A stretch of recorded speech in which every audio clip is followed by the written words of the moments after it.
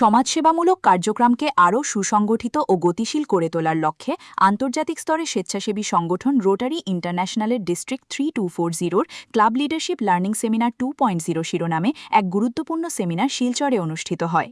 এই 2 দিনব্যাপী সেমিনারের আয়োজক ছিল rotary club of greater Silchar. অনুষ্ঠানের উদ্বোধনী পর্বে প্রধান অতিথি ও মুখ্য বক্তা হিসেবে উপস্থিত ছিলেন পদ্মশ্রী ডক্টর রবি মান্নান। তার বক্তব্যে সমাজসেবার গুরুত্ব, মানব কল্যাণে রোটারির অবদান এবং নেতৃত্বের বিকাশের প্রয়োজনীয়তা তুলে ধরা হয়, যা উপস্থিত সকলকে গভীরভাবে অনুপ্রাণিত করে। সেমিনারে চেয়ারম্যান ছিলেন রোটারিয়ান বুধমল বৈদ, যিনি সার্বিকভাবে অনুষ্ঠানের তত্ত্বাবধান ও দিক নির্দেশনা প্রদান করেন।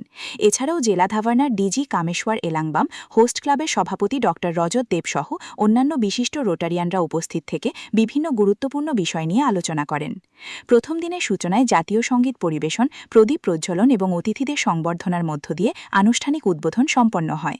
পরবর্তী বিভিন্ন সেশনে রোটারির লক্ষ্য, উদ্দেশ্য, সদস্য বৃদ্ধি, নতুন প্রজন্মে সম্পৃক্ততা, কমিউনিটি সার্ভিস এবং ফাউন্ডেশন কার্যক্রম নিয়ে বিস্তারিত আলোচনা হয়।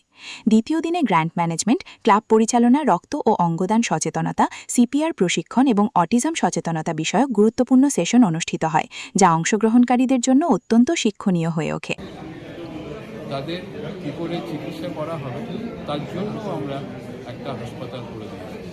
এরকম আমাদের বিভিন্ন জায়গায় বিভিন্ন মানুষ অনেক দিন ধরে উপকার পাচ্ছে এবং তাই না আমাদের এইটা করে আমাদের ক্লাবের যেসব মেম্বার আছে, যারা সদস্য আছে, তারা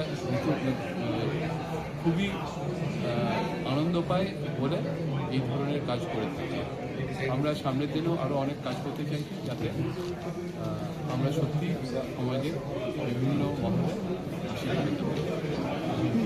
আছে, বর্ধমান থেকে আমাদের সাইকেল শিলিগুড়ি থেকে আছে, যারা পুরনো সময় নেতৃত্ব দিয়েছেন এবং ডিস্ট্রিক্টের নেতৃত্ব দিয়েছেন, ডিস্ট্রিক্ট গভর্নর হয়েছেন, সেরকম ফ্যাকাল্টি তারা এসেছেন।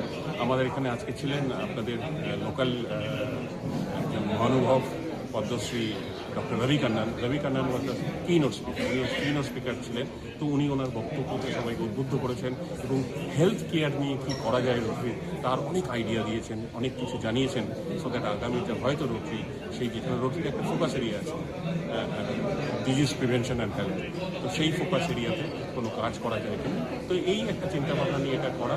আশা করি এখানে যারা ট্রেনিং নিচ্ছে তারা অনেক অভিজ্ঞতা নিয়ে ফিরবেন এবং তাদের দৈনন্দিন জীবনে এবং রোটারি কার্যকলাপে 1 জুলাই পর থেকে সেই ট্রেনিংয়ের অভিজ্ঞতাগুলোকে লাগানোর চেষ্টা করবেন।